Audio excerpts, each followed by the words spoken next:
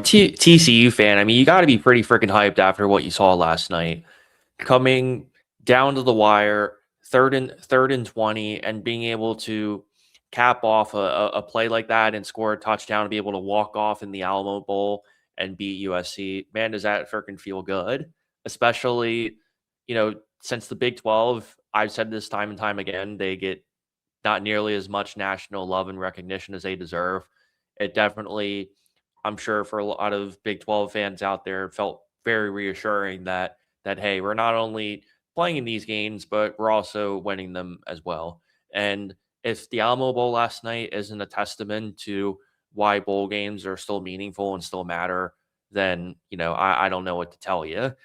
But rolling in now, we can kind of reassess where TCU is at as a football program. And, I remember when I last talked about them, I'd probably say sometime in August or September, my general thought to myself was TCU is a team that can legitimately reach the Big 12 championship game. They have a ton of talent all over the football field, a very well coached team in Sonny Dykes, who has obviously raised the ceiling on TCU football significantly. And that's not a dig at Gary Patterson, because I think over his 20 years he did a phenomenal job. But since Sonny Dykes took over, the Horned Frogs have averaged almost 9 wins a game, which they did get nine wins this year when they beat when they beat USC. So definitely a big shout out to that for being consistent in that front.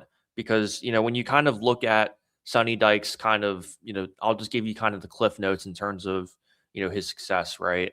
He led the Horned Frogs to national championship in 2022. He led SMU to their first 10-win season since 1984.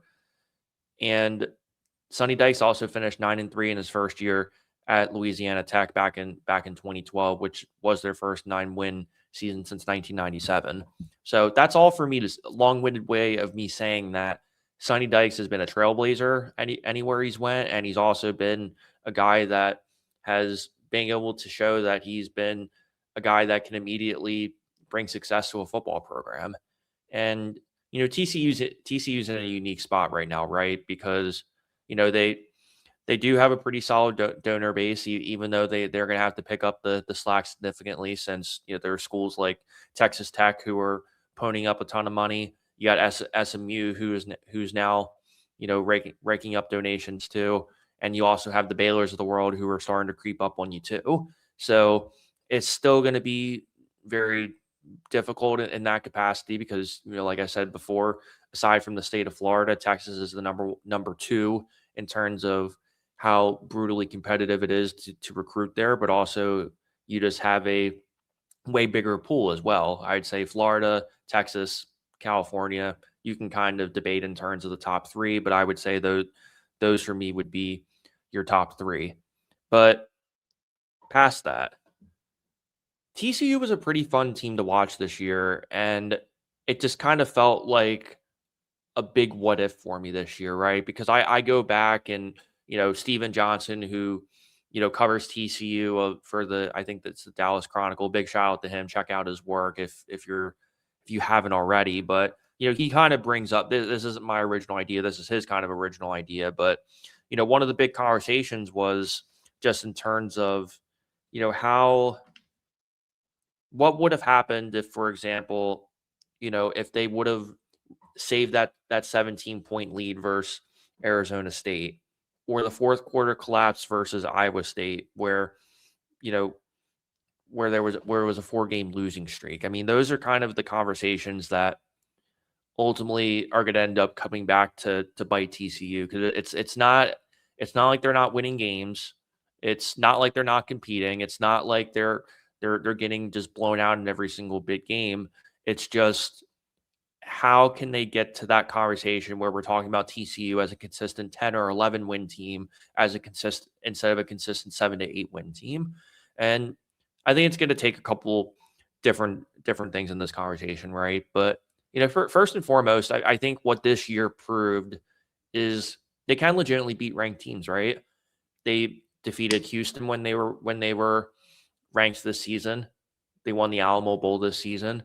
They also capped the year off by beating Cincinnati pretty decisively, 45-23. And I get Cincy kind of fell off the tracks towards the end of the year, but they also deserve credit for that victory as well. But you can't help but think to yourself, like, man, TCU had so much talent, particularly on the offense side of the ball. And any Sonny Dykes coach team is going to know how to sling the ball and is going to know how to put up points, right? Because, Josh Hoover has been an absolute baller for them these past couple seasons. And, it's really unfortunate that he decided to transfer, because I wholeheartedly believe that if TCU could have convinced him to stay, I would really be kind of intrigued to see what sort of pieces they can kind of build around him again. And, hopefully maybe be able to get another running back to kind of complement Jeremy Payne, because I think towards the end of the stretch there, I think a lot of people were kind of saying to themselves, hey, why didn't we give Jeremy Payne more touches towards the beginning of the season? I think that would have been, kind of intriguing thought there. But, Josh Hoover threw for over 3,400 yards this year, 29 touchdowns to 13 interceptions, and, for 413 passing attempts, just shy of 66% completion percentage, which really is pretty sensational stat line, given how much that they throw the ball, and how high scoring some of these games can be, right? Because that's kind of the catch-22 if you're an offense like TCU is yes, you're going to put up a lot of points, but also that gives your defense a lot more time out on the football field, assuming that you're as successful as you should be, which has generally been the case. But either way, I mean, you can't really bitch and complain if you're a TCU fan at this very moment, right?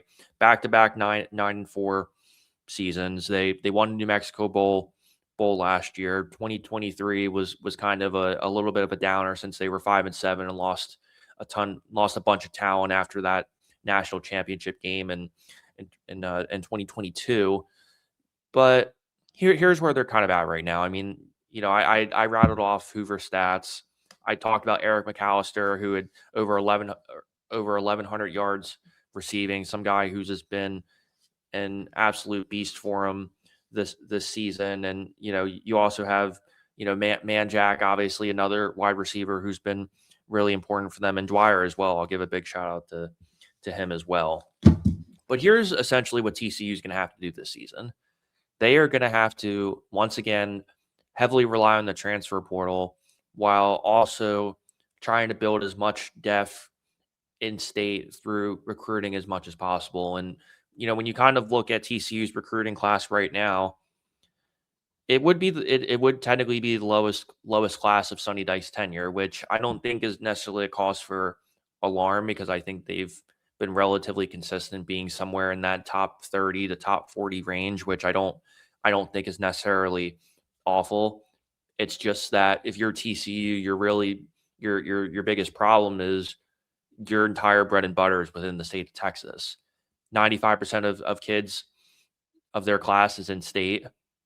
Total of 22 commits, 39th per on free sports, which is good but not great. I mean, definitely enough to be able to kind of fill a foundation on and have guys that you can legitimately bring depth around. Because what was TCU really needing in the transfer portal, and also in recruiting? What they are really missing is some more defensive line depth, particularly on the edge, right? And I think they kind of addressed that with a couple of key guys in their recruiting class.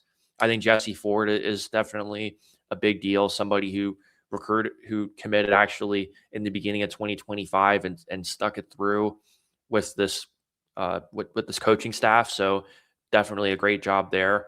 Also, Jason Bradford is another guy to keep your eye on.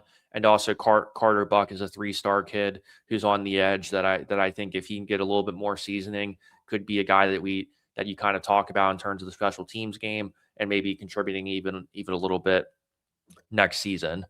But if you're TCU, I mean, you have to be optimistic about where you're at right now.